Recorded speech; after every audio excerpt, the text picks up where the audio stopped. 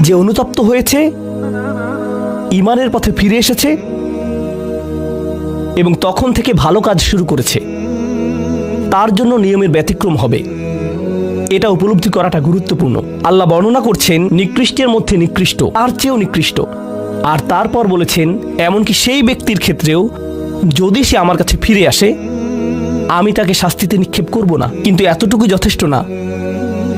আমরা কথা বলছি ইবাদ আর রহমানের ব্যাপারে, যিনি অবিশ্বাস্য রকমের করুণাময় সত্তা। তো তিনি তাদেরকে শুধুমাত্র জাহান্নাম থেকে রক্ষা করেই ক্ষান্ত হবেন না, তিনি আরো কি করবেন?